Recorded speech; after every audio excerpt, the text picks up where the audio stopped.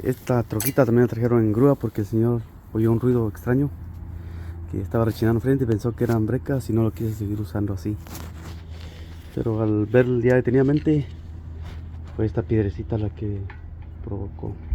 Ahorita ya la tengo floja, pero venía prensada aquí medio que estaba tallando con el disco y por eso que hacía cuac, cuac, cuac, cuac. Muchas personas a veces no queremos agacharnos, pero algunos pues agáchense para ver qué pasa.